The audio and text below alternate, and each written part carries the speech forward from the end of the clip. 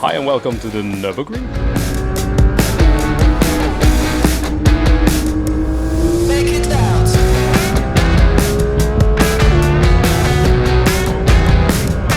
A long day of driving yesterday. Very long day. Towing the car because my wife and kid was coming along, so I had to take it on the trailer, and we had a 16-hour ride down here. We drove by night down. It was a good choice, and you left by... I think that the time went off like 02:30, so I picked my father-in-law up at 3.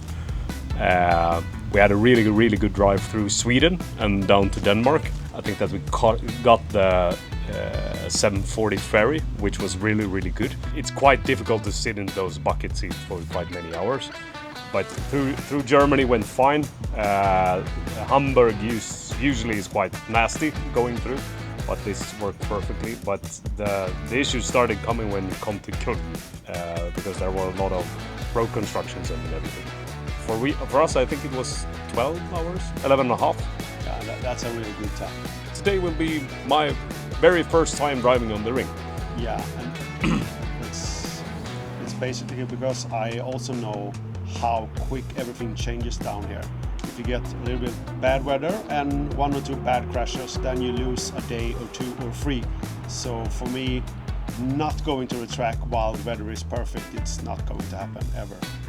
Oh, but I was too tired.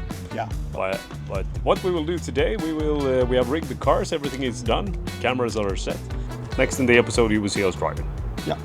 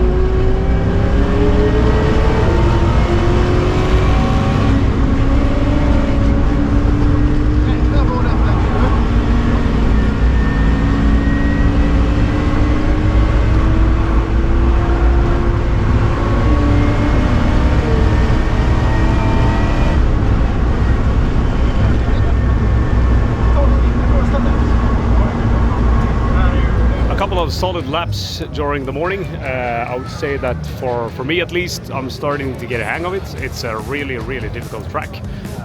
Now we have a red flag, so of course everyone is going to the canteen and trying to get some food or some beers or whatever they want. But it's awesome here. So let's see where it goes. We have still a red flag, but there's a nice atmosphere in the paddock. Now we're just checking how many laps we have done and what we have done, and so Marcus has 90 laps. I think that I have like 50 something.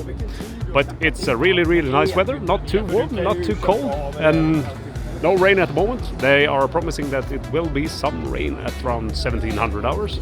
But it's a nice crowd and it's a really nice track. And you can also see we have the ring taxis here.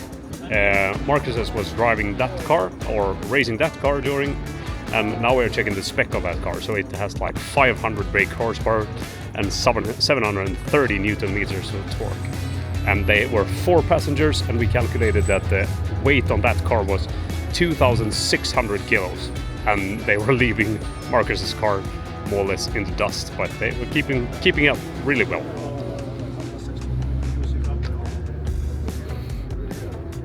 So, how's the atmosphere? Fantastic. Everyone's having a good time. Sketchy racing, but good. We've had a few yellows and a few track closures, but all in all, so good. When we saw the red flag, I saw the 997 that was basically gone, the white one. The 997. The 997, yeah. And then it was a 991 GT3 RS. Grey one, did you see that? No, that was gone when we got there. There was a couple of stops before though, and just past Swedenkreuz was a yellow flag with a ton of oil, and that was stopped up after Foxhole. All on right. The side, and it was a Type R that had lead oil all over. And then when we came on the long back straight, we had a 3 Series Touring of some sort, a Danish 3 Series Touring, and it had left a very nice snail trail all the way up with whatever liquid came out of that. I think that was it, and then they stopped us past YouTube Corner for the big 997 crash, the Norwegian one. Yeah, because I talked to another guy, a German guy. Yeah. He told me that it was a collision between 2 cars as well. Really? So okay. so it was 3 accidents during the same thing. So okay. Something that happened after Swedenkreuz also. That's what I was saying. Yeah. That was the I think that was the Type R that was sitting up past Foxhole, because they had probably made it through Foxhole, because they were off going into Swedenkreuz. Yeah. Because there was a ton of crap on the track and grass. And also a lot of spare parts. There were I wouldn't call them spare parts yet. It's just scrap that needs to get rid of. Black plastics. Yeah. But I think there was also we didn't see that gray Porsche must have been gone by the time we got there. Yeah, because they had pulled it off at the side of the track, and you see that the mirror was hanging. We passed that. We passed that one in the carousel. Okay, you did. Yeah, but that was on the lap after the 997. All right. They didn't touch. No. There was no collision between those, but they have already pulled it off the track and from there, and then I saw the 997 just after. The track again. They did. Yeah. They just opened again. But it was that GT3 RS was. It had the mirror hanging, and it was the door was definitely kissing the barriers a couple of places there. That one needs some TLC, straightening, and maybe a new door, and definitely a lot of plastic. But I don't know where they were off. I have no idea either, but no. It was after the long straight, so it must have been coming up to the carousel. I didn't see any remnants of the crash at all, so I don't know. He must have just gone off and touched. Yeah. But I think that now the track is open. Let's do some laps. Absolutely.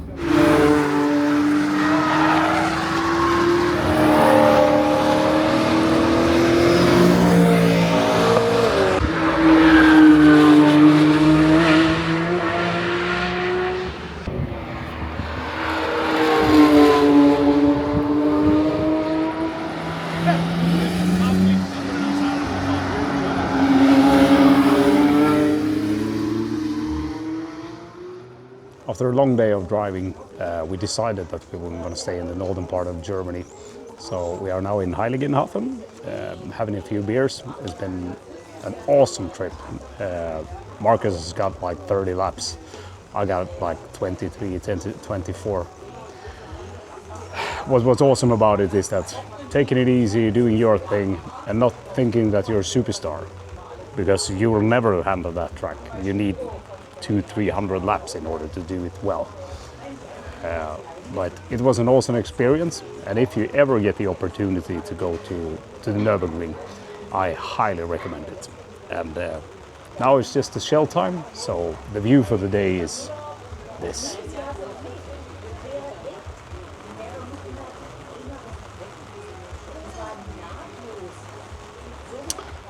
Thanks for watching. Have a nice one. Cheers. Now this episode has come to an end. Thanks for watching. Please subscribe to the channel and hit that thumbs up, and see you next time. Cheers.